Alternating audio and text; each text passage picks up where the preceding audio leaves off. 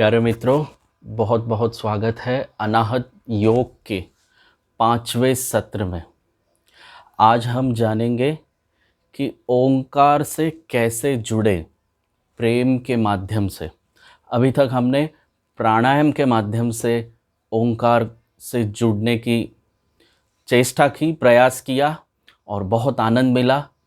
लगभग करीब करीब शून्य होकर अहंकार को विलीन किया। फिर हमने प्राणायाम के माध्यम से, ध्यान के माध्यम से ओंकार से जुड़ने की कला को समझा।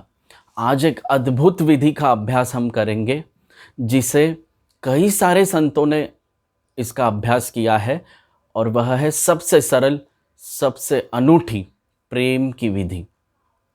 प्रेम क्या है? अहोभाव के साथ दूसरे के प्रेजेंस को समझना, उसका आनंद लेना प्रेम है। प्रेम में अहंकार पूरी तरह विलीन हो जाता है। श्रद्धा में हम और आगे बढ़ते हैं और भक्ति में बिल्कुल मिट ही जाते हैं। प्रेम की यात्रा, भक्ति की यात्रा है अहंकार से ओंकार की ओर जाने की यात्रा। जैसे ध्यान में हम विचार बाधा है, मन बाधा है, ध्यान में हम शांत होते हैं, इतने शून्य हो जाते हैं कि अहंकार शून्य होता है और फिर ओंकार रूपी परमात्मा प्रकट होता है। प्रेम में हम परमात्मा को साधन बनाते हैं, प्रेम को साधन बनाते हैं परमात्मा को पाने के लिए। ध्यान में कोई साधन नहीं है।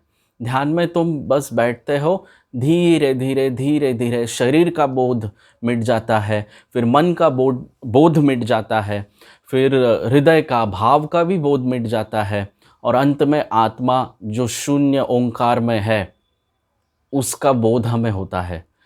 प्रेम में हम भाव को साधन बनाते हैं, संगीत को साधन बनाते हैं, कविता को साधन बनाते हैं।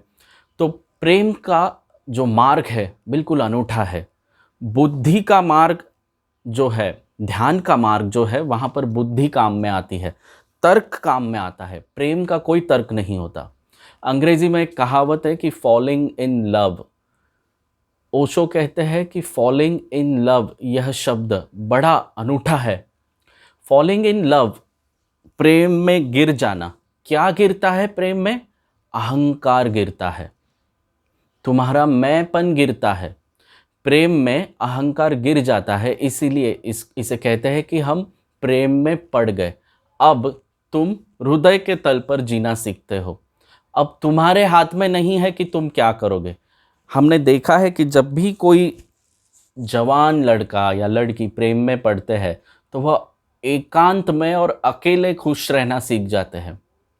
फिर अभी उन्हें किसी चीज़ की ज़रूरत नहीं होती, किसी मोबाइल में किसी वीडियो गेम की, ना किसी मूवी की, ना कोई गाने। अगर वो उसका इस्तेमाल भी करे तो सिर्फ अपने प्रेमी से जुड़ने के लिए करते हैं और अपने आप में खुश होते हैं। अपने आप में उनके भीतर एक आंतरिक सौंदर्य प्रकट होता है। तो यह प्रेम की खूबी है। प्रेम में तुम धीरे धीरे मिट जाते हो। बहुत सुंदर उदाहरण अगर हम ले तो मीरा, संत मीरा का है। मीरा कृष्ण के ऊपर बहुत प्रेम करती थी। जानकार कहते हैं कि राधा से भी उत्तम, सर्वोत्कृष्ट प्रेम था मीरा का। राधा के सामने कृष्ण प्रकट थे, मौजूद थे, लेकिन मीरा के सामने कृष्ण प्रकट नहीं थे। राधा सिद्ध कर सकती थी कि जिस पर मैं प्रेम करती हूँ वो भगवान कृष्ण है, लेकिन मीरा लाख उपाय कर कर भी सिद्ध नहीं कर सकती थी कि मैं कृष्ण से प्रेम करती हूँ। सिद्धता भी व्यर्थ हो जाती है। कृष्ण मेरे लिए समग्र रूप से है, यह भाव ही अनूठा है। यह भाव अपने आप में एक रहस्य है कि जो व्यक्ति शरीर में अभी मौजूद नहीं है उस पर उतना प्रेम। तो एक अर्थ में हमें यह जानना चाहिए कि प्रेम जो है समग्र है। प्रेम में तुम नहीं बचते। धीरे धीरे तुम्हारा अहंकार विलीन होता है। तुम दूसरे के लिए जीते हो। जो तुम्हारे प्रेमी को अच्छा लगता है तुम उसमें सहज रूप से जीना सीखते हो, फिर तुम्हें क्या चाहिए, मुझे क्या चाहिए, वह ज़रूरी नहीं होता। और दूसरी बात है कि प्रेम में तुम एकांत में खुश होते हो, वैसे तुम प्रेम में मौन होना सीखते हो। आपने कभी रेलगाड़ी में प्रवास किया होगा तो आप देखते हो कि लोग बहुत सारे एक दूसरे से बात करते हैं बिना जान पहचान के, क्योंकि वह शांत में मौन में नहीं बैठ सकते। लेकिन अगर आप एक प्रेमी हो, किसी की याद तुम्हें आ रही है, तो मीठी याद तुम्हें मौन होना सिखाएगी। यह मीठापन क्या है? यह ओंकार की झलक है। तुम उसी ओंकार की थोड़ी थोड़ी झलक पाना शुरू करते हो प्रेम में। वही तुम्हें विचार शून्य बनाता है, वही तुम्हारा अहंकार धीरे धीरे मिटाता है, और प्रभु का वह रस भीतर से प्रकट होता है, और वही मीठी याद फिर तुम्हें अपने आप में खुश रहना सिखाती है। यह अहंकार का शून्य होना, एक दिन यह शून्यता इतनी फैलती है, इतनी फैलती है कि तुम करीब करीब मिट जाते हो। और आज का सूत्र यही है कि अगर मीरा कृष्ण के ऊपर प्रेम करती है तो प्रेम फैलता है। प्रेम का स्वभाव है कि प्रेम फैलता है, फैलता जाता है, फैलता जाता है, और अहंकार शून्य होता है।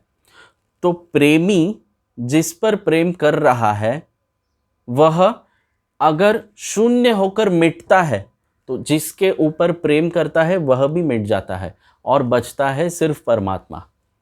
मैं फिर से दोहराऊं कि एक प्रेमी, एक भक्त, एक संत किसी के ऊपर प्रेम करता है, प्रेम करते करते करते करते उसका अहंकार गिर जाता है और एक दिन वह शून्य होता है। तो जो प्रेम कर रहा है वह मिट जाता है, तो जिस पर प्रेम हो रहा है संभवतः वह भी मिट जाता है।